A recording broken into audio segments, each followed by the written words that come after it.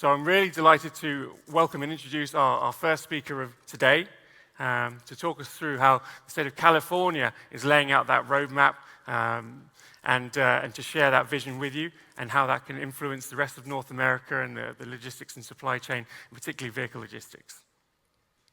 So my guest speaker is a PhD-trained scientist and started her environmental and transportation policy career about 10 years ago.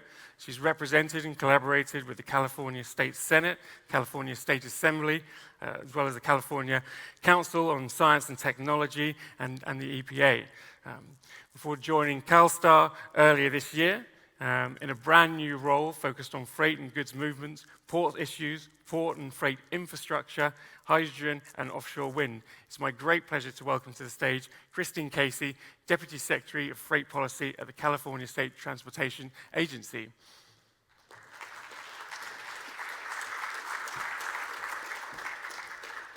Thank you. Didn't miss my cue. Perfect. Made me sound so interesting. I don't know. It's always fun to hear your career through other people's words. Thank you so much for the invitation to be here today. As he said, I'm Christine Casey, Deputy Secretary for Freight Policy, the California State Transportation Agency.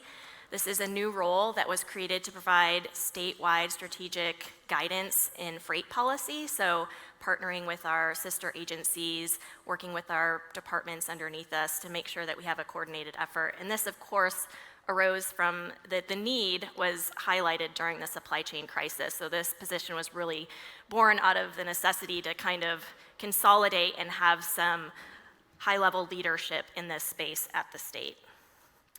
And so today, I want to talk to you. I feel a bit like the odd person out because a lot of you are working in logistics, and when I hear the word logistics, I kind of shudder a little bit. It's usually, the worst part of my job, scheduling meetings, all the little details, all the things that you all are so good at, and I've been so inspired to hear the work that you're doing and the challenges and opportunities that you face. And so I'll share with you today about the work that we're doing, and hopefully you can similarly be inspired or find ways that we can partner together and the state can actually help in this process.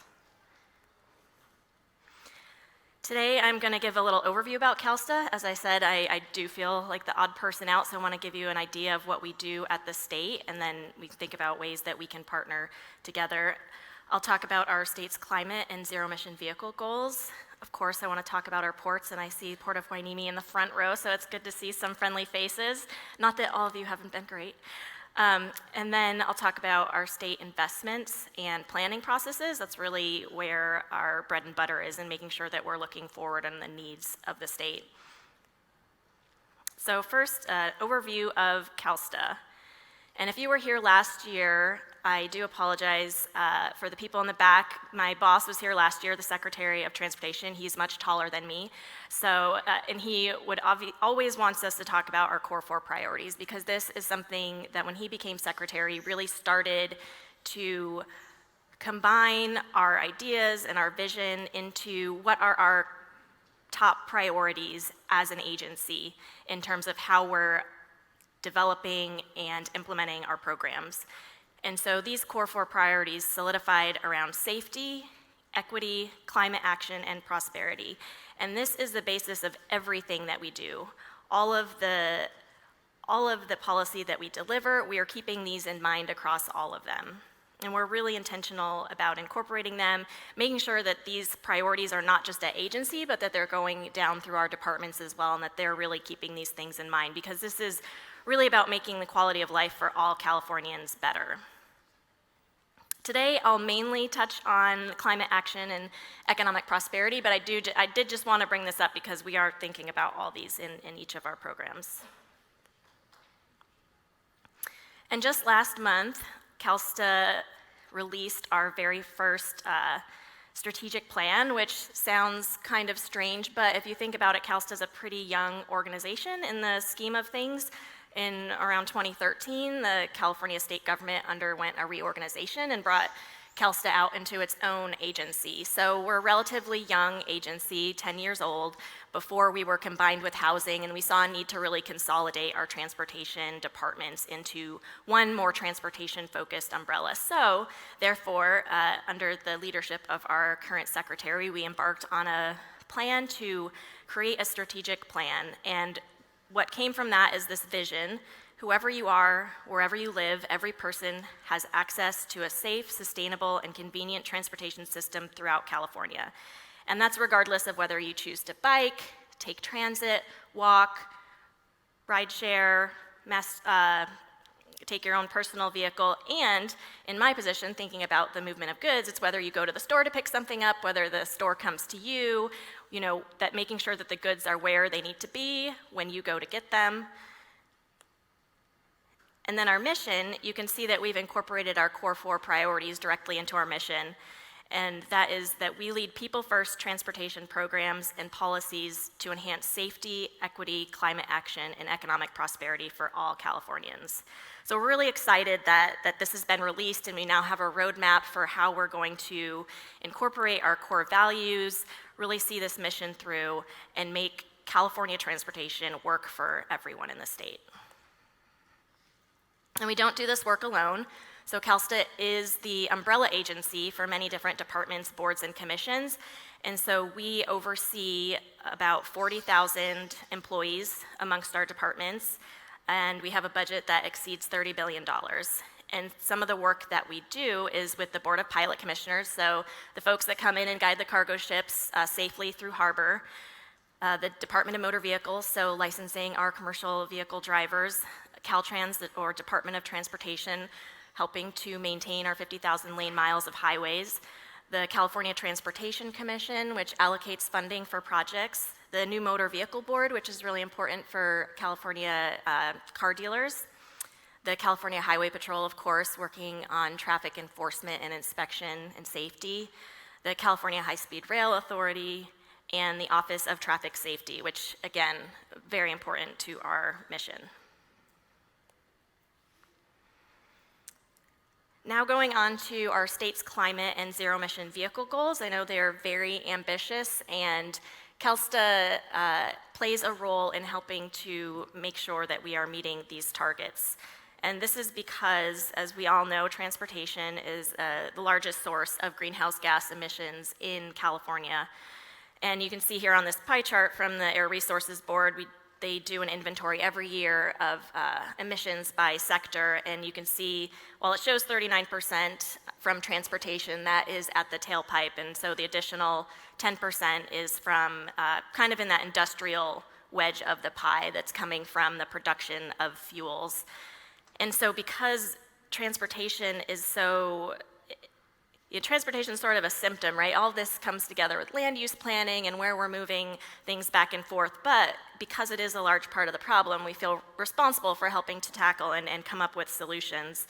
And these greenhouse gas emissions, not just, we can think of them globally, but also they go hand in hand with air quality issues as well when we're thinking about emissions from the tailpipe, and that really has the biggest burden on our disadvantaged communities in California. So wanting to make sure that we are really focusing investments in those areas and making sure that we're cleaning up the transportation sector, again, to uplift all Californians.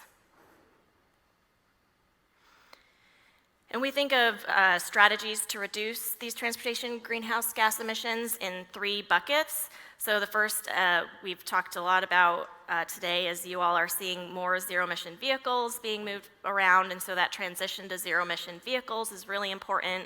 There's decreasing the carbon intensity of fuels. So the California Air Resources Board has a program, the Low Carbon Fuel Standard.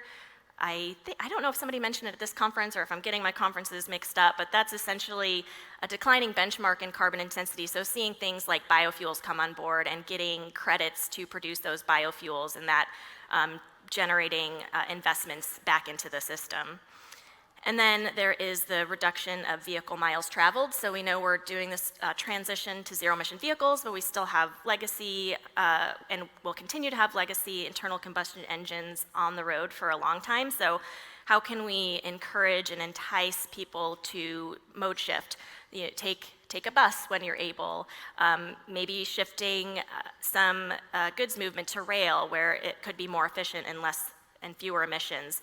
And so in this third category is where CalSTA has, I feel, the most direct programs. So we have the Transit and Intercity Rail Capital Program, which is a large program of investments. And I have to read my notes because we have a deputy for rail and mass transit, and this is really his program. But since 2015, we've provided more than $10 billion in funding to 132 projects. And this is really to enhance our capacity to serve passengers through mass transit and to make these capital improvements that also, grade separations and things that help with transit, but that also help ultimately with freight because they share a lot of the same lines.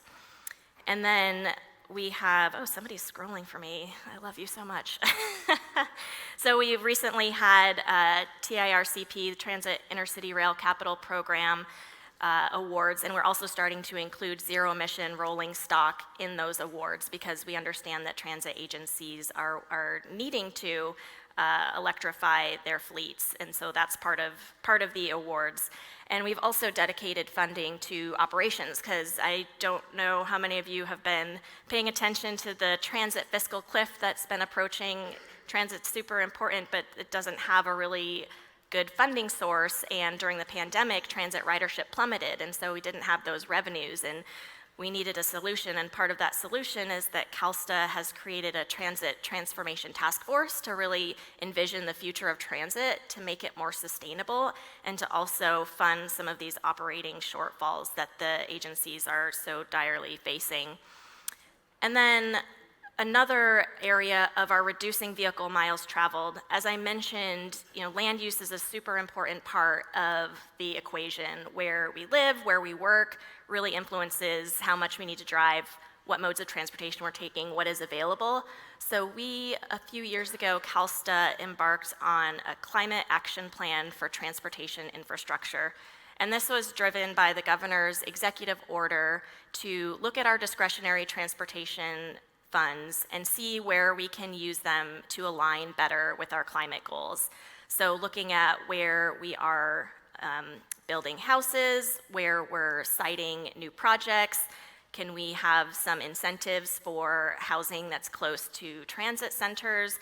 So this Climate Action Plan for Transportation Infrastructure, or CAPTI, is really our way to look at transportation projects through the lens of, is this helping us to achieve our climate goals?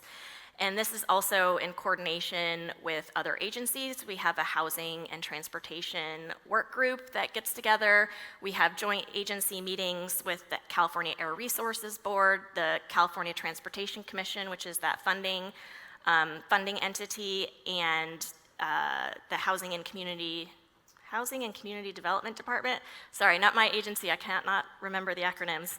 And they get together yearly for meetings, and it's always really illuminating to see them come together and talk and see kind of the pieces click, where it's like, oh, we're having these same problems, but we've been in silos, and now we're coming together to talk about solutions.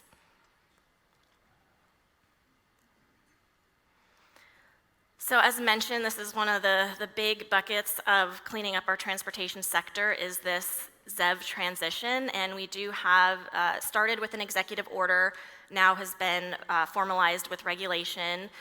We have both on the passenger vehicle side and on the medium and heavy duty side requirements to get our fleet to zero emission vehicles, and this is 100% zero emission vehicle sales by 2035 in the passenger space.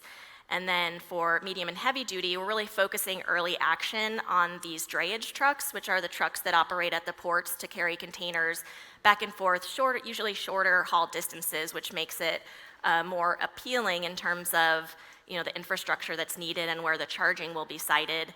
And those will be transitioned by 2035, and then a full transition by 2045 for other long haul day cabs, sleeper cabs, refrigerated units, things like that. And then off-road stuff, which I don't usually think about because I'm only concerned about the things that are on the road. That's enough to deal with. So we've made a lot of progress And you can see nationally, there's been over 4.5 million sales of zero-emission vehicles, California leading the way with almost 1.9 million. We have a lot of chargers. We need a lot more. I know, I hear you all. We hear it a lot. We also have not only charging, but hydrogen fueling stations, and we have a dedicated source of funding for this infrastructure that was just reauthorized last year. So $100 million for the Clean Transportation Program, which provides funding for both battery electric charging stations and hydrogen fueling stations. And that's a program run through the California Energy Commission. You can also see on the vehicle side, or on the heavy-duty vehicle side, we are starting to see an increasing uptick in transit, electric, and hydrogen vehicles, and in delivery vans and other vehicles. And one of the things that normally this is work done by our Energy Commission because California has been doing this for years, and we've established that. But when the National Electric Vehicle Infrastructure Project came out, NEVI, that tasked the state departments of transportation to do most of this work on siting and installing and providing grants for charging and hydrogen charging infrastructure. And so, you know, we were kind of like, oh yay, we get to be involved. We know where these things need to be. We know where the people are traveling. We're still working with our partners at the Energy Commission, but we get to be involved in coordinating these grants, and recently received money for, you know, broken chargers, because unfortunately we have a lot of them, but we're the first one, so we got a lot of grant money to fix those and make sure that we're doing better going forward. Okay, I want to talk about our ports now, and I am not an expert, so the state does not own any of the ports. We work in partnership, we collaborate. If anyone has any questions, they can direct them to Kristen. But we are very proud of our ports. We have amazing facilities in the state, which is why we are a major hub for so much freight and goods movement, not only for California, but for really the country. I guess I should move to my slides before I say everything on that main one. So we, as you know, the supply chain crisis really was visualized, particularly in California, and not only because I'm here and I see it, but my parents back on the East Coast were like, what's going on? Why are there so many ships just sitting? Everyone saw the pictures of all these ships and piling up, and supply chain bottlenecks and containers not having places to go, and you know, the slowdown and then the speed up and everything getting stuck. So again, that is why I'm here. I am just one person, I can't fix it all, but to really figure out, and we have, I know the White House convened a supply chain task force, and similarly California also convened a supply chain task force that we still meet monthly. You know, we're looking at metrics. My big goal is, you know, how can we look ahead and see things? We're tracking these metrics on containers and ship movements and dwell times, but how can we really, you know, kind of see ahead and fix some things before we're looking at this data after the fact? So the supply chain task force is really doing a lot of data analytics and trying to ask these questions about, can we prevent something like this in the future? And again, we're just one piece. We are not the logistics sector, and the supply chain has many moving parts, but is there something we can do as an agency to kind of help this issue? And recently, something is very exciting, that also at the same time that my position was created, we stood up a port and freight infrastructure program that was $1.2 billion of funding for projects across our state in our ports to help with their most pressing priority projects that would help them to move goods more efficiently through the system. And again, we do this all thinking, you know, a lot of this is port improvement projects. Some of it is helping with electrification and plugging in ships at shore, because our ports are in areas where the communities are really impacted. So near some of our LA ports have some of the worst air quality in California, so really trying to make sure that these projects are helping not only economic prosperity and goods movement, but also cleaning up the air in these surrounding communities. I won't talk too much about international efforts. We have a senior advisor who works very very closely on these issues. He knows a lot more than I do, but we've been involved in transportation increasingly has been involved in these international efforts. Governor Newsom will go on visits. The secretary frequently accompanies him to sign MOUs. Last year, there was an MOU signed with the province of Hainan, and this year, the Secretary Omi Shakan and Secretary Garcia from the California Environmental Protection Agency went back over there to see some of the working plans that were going on, and this is in terms of clean transportation projects, nature-based solutions. They also went to see port operations and see how things are going on there and see what lessons we can learn from different countries. So as I mentioned, our ports are amazing. I know there's other ports here and you guys are all great too, but I have to give a shout out to our California ports. We are home to 3 of the largest ports in the nation. The Port of Los Angeles is the busiest port, followed closely by the Port of Long Beach, and the Port of Oakland is the 5th busiest port. And combined, these ports handle the majority of shipping containers. And I have a lot of data on here, so I'm kind of looking at it. There was recently a new report, so I'm sure these can be updated. There's a report that just came out recently, but a lot of our jobs in California, regionally, state, and then even nationally are generated by the supply chain.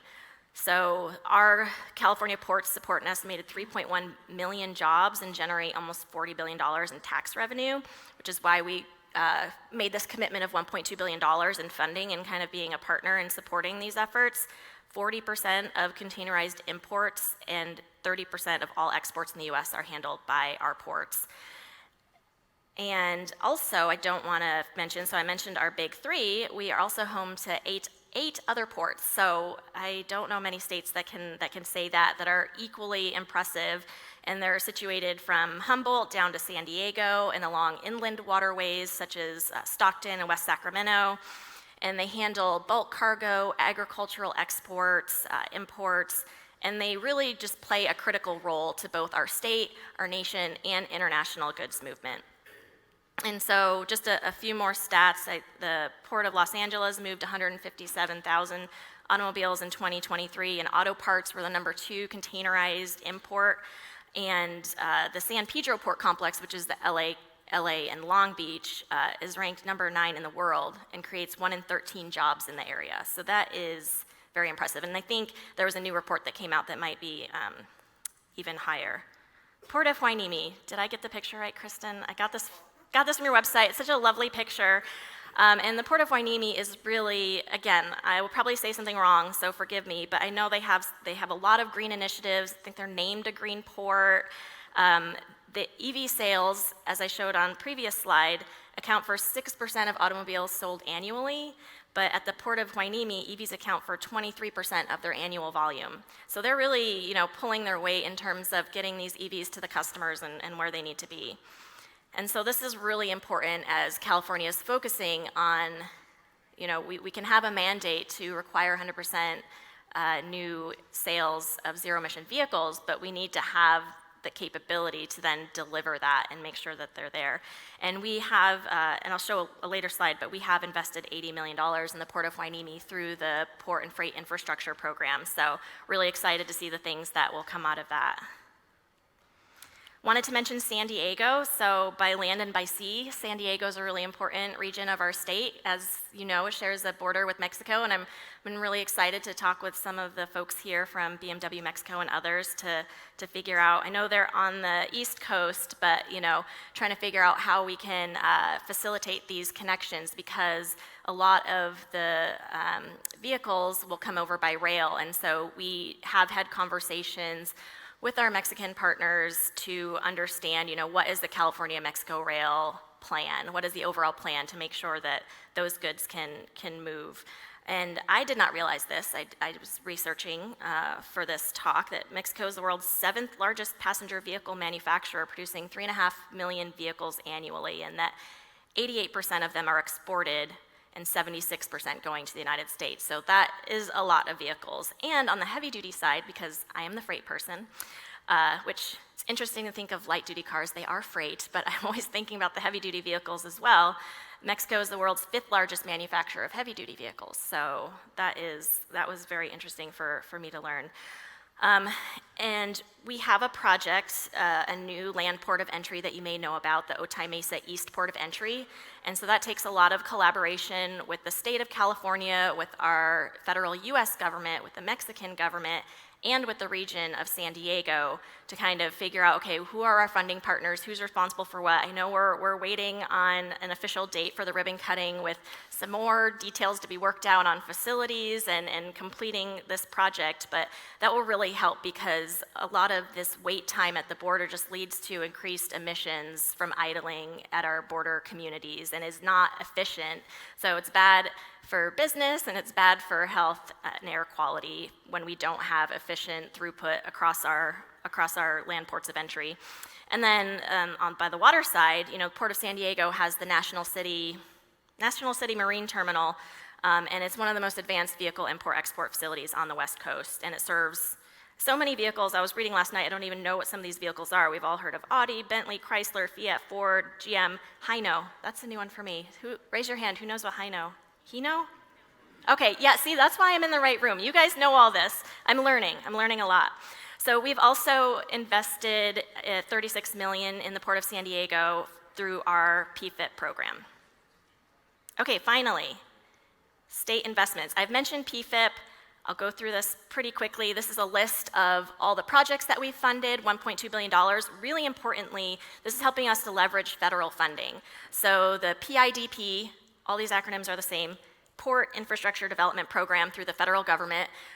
We're pulling down funds from that, and there is a round that just recently closed, and I'm hoping to fill in more of these boxes as those those projects are awarded, and we'll see what the federal government decides.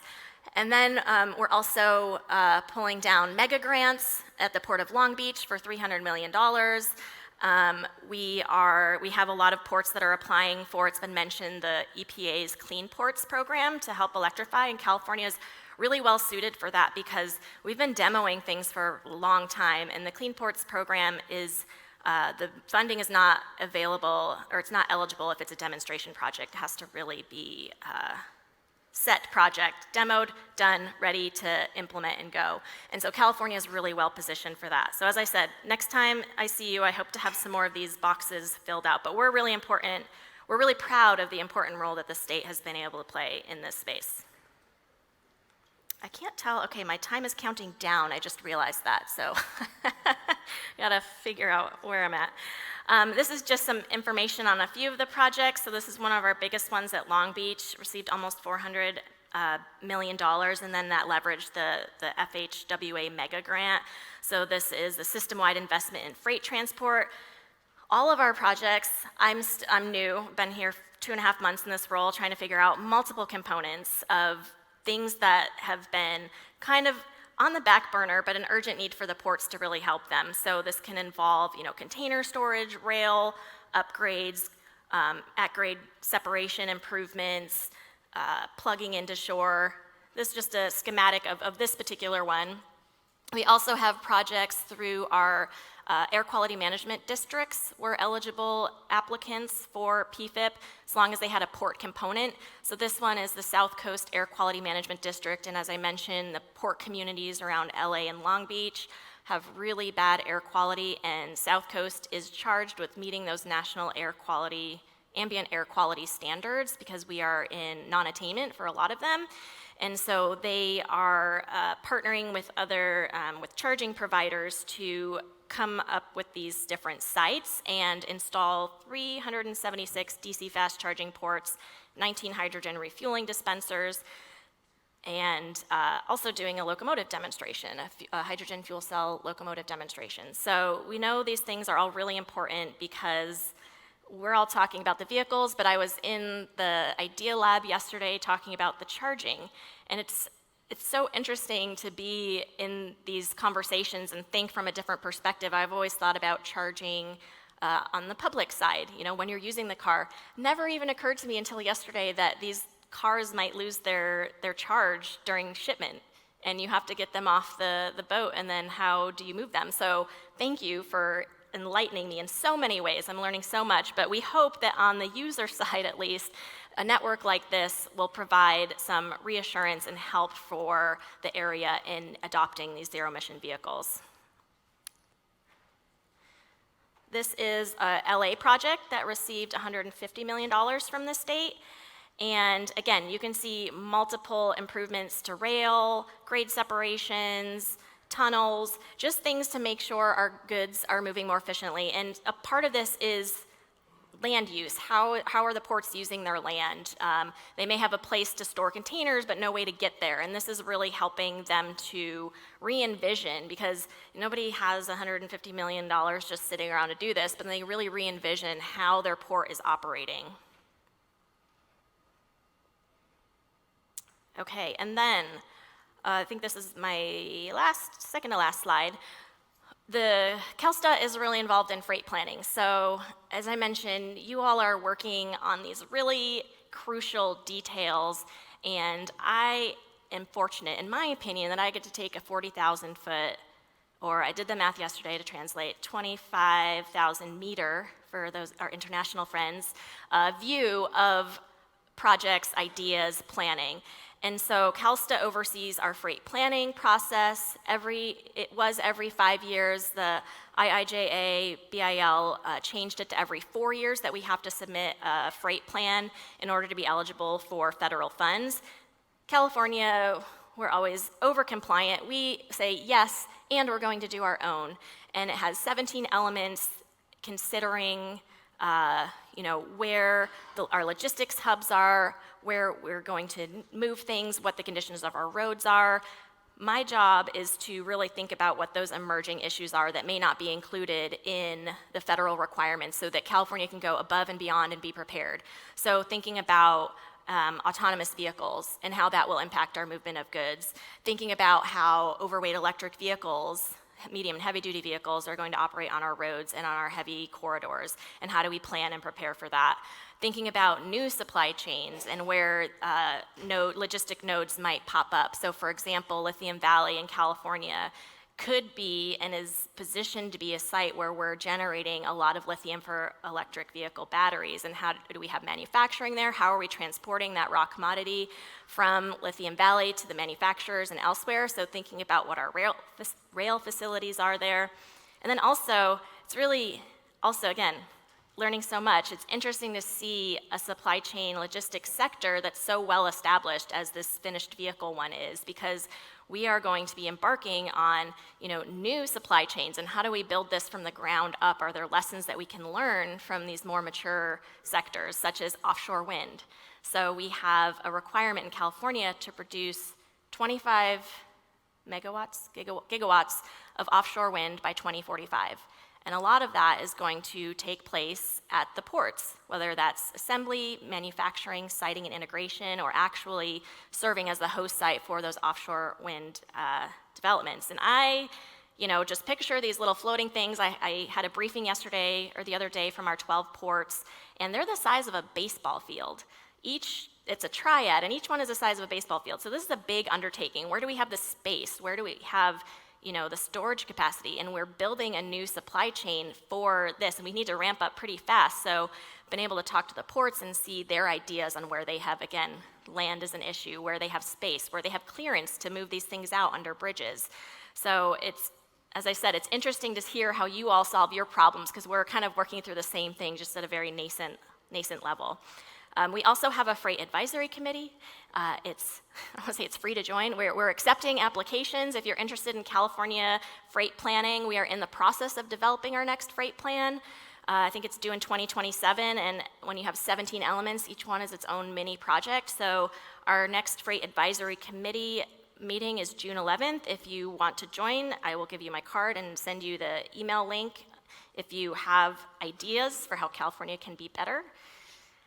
I think, oops, I went the wrong way. So that is it. That is my closing, this is my closing. I don't really have anything to say, but I, again, really appreciate the opportunity to be here. I see I have 11 minutes. I think that's for questions. I hope that wasn't for me talking. But yeah, if you have any questions, please come find me after. I hope I provided some insight into what we're doing. I hope it's not the scary, I'm the government, we're here to help, and we're really, unintentionally ruining your lives.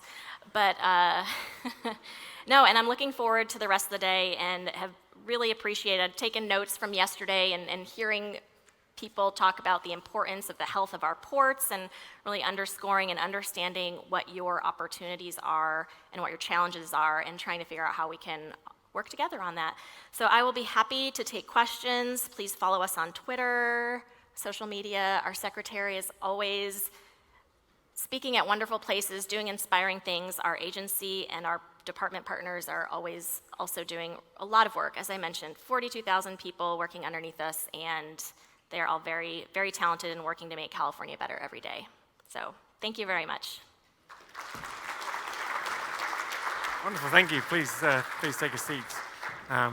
Ladies and gentlemen, Christine Casey, that was a very insightful, fantastic presentation, some great insights, some great overview, impressive considering you're 2.5 months into the job as well, so absolutely nailed it. But also really, really great to hear that you have taken the time to be with us yesterday, not just today, to really engage with the industry, learn, and start to, drive that collaboration. I want to give an opportunity to our audience to get straight into some questions. So there's a microphone going around. If anyone does have, hi, how's it going? If anyone does have any questions, please, now is a great opportunity.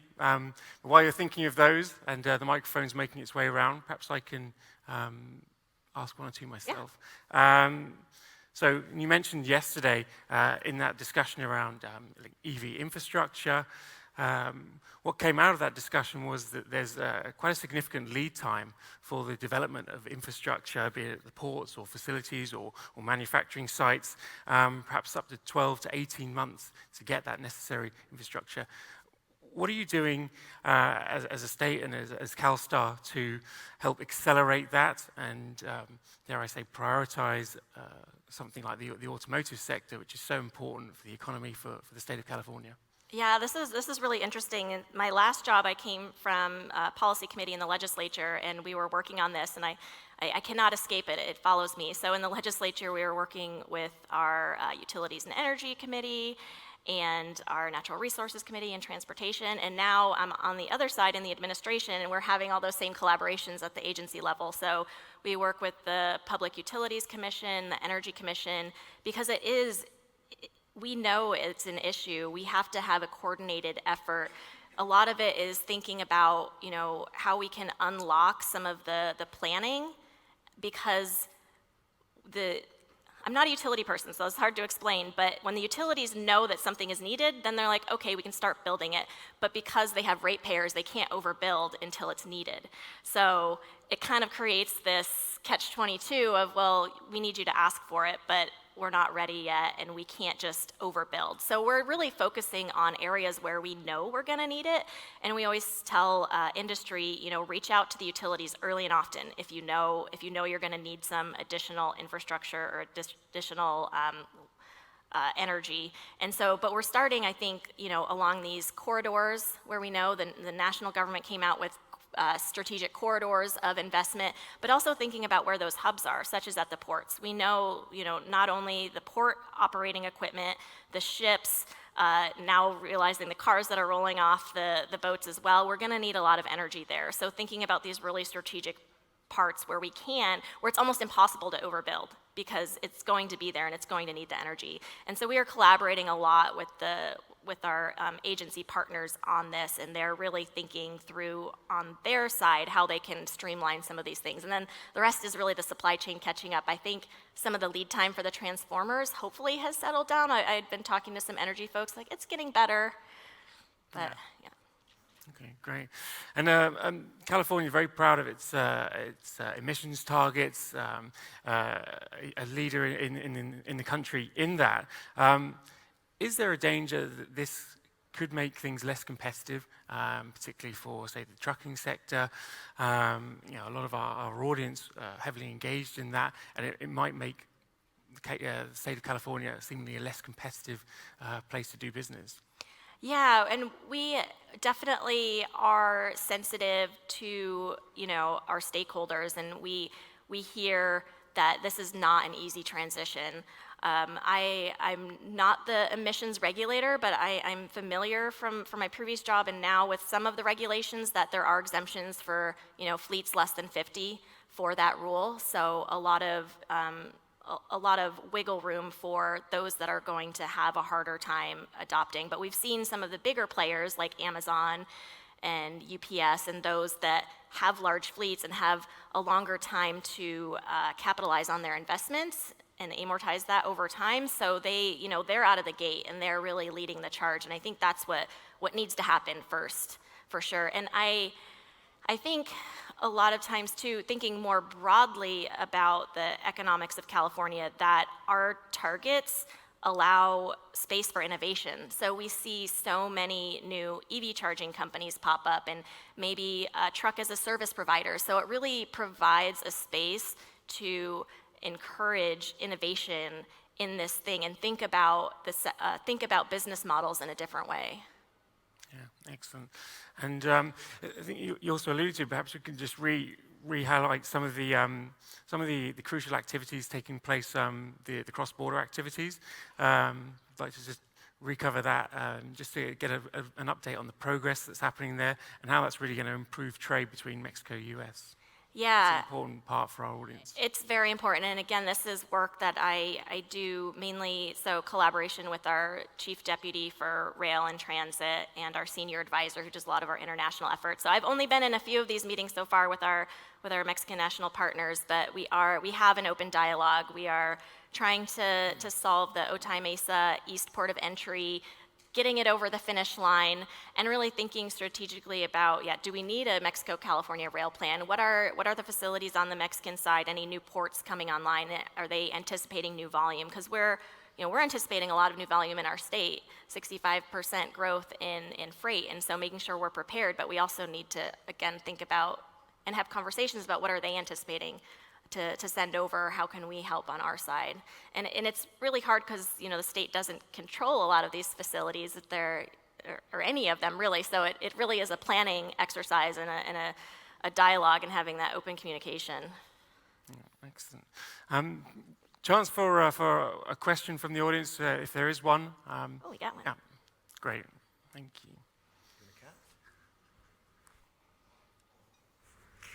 Thank you for your comments. I have a question back to infrastructure, charging stations, everybody's favorite topic. There are a lot of solutions rolling out for drayage where it would help trucks, working around the ports or within California. What kind of federal involvement or interstate collaboration would you say needs to happen so that long-haul trucking, trucks leaving ports going out of state, have those solutions, not just in California?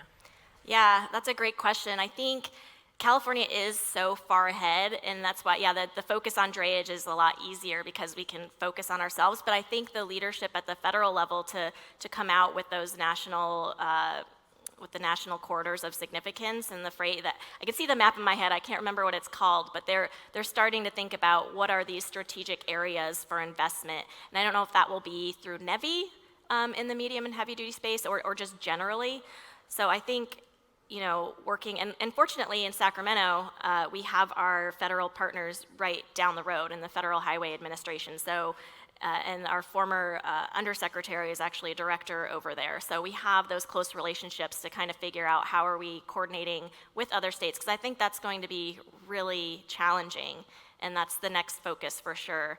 It is hard, again, because it's just partnerships. We can't tell the other states what to do, but we can kind of set an example that this can be done, and a lot of other, not only hope that other states follow, a lot of states are, adopting California's policies and goals. So I think we're getting there.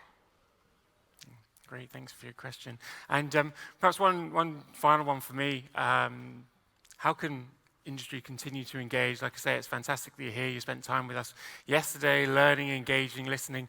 How can you further collaborate with industry? How can they connect and drive forward together? Just reach out. I take meetings all the time from people who have identified an issue. I don't always know the solution. It's helpful if you come with solutions, but if you can come to us and say, we have a problem, I mean, if it's a problem that can be solved by government intervention, coming and talking to us at agency and just setting up a meeting and saying, here, we're encountering this barrier, particularly if it's in something that, is a state goal. We are creating these goals and we're leaving a lot of flexibility in how you get there, but if you're encountering a roadblock or something is creating a stumble, we want to help smooth that out, because we're not trying to set goals and then just saying, good luck, however you do it. I know it's hard. Like, we want to help smooth the glide path there. So reach out. I can give you my business card. I also, try to go to a lot of these things and talk to folks who are practitioners and see where those problems are, but I can't reach out to everyone. So I encourage, open door, come see me. Perfect. So, well, thank you so much for your time, ladies and gentlemen, Christine Casey. Thank you.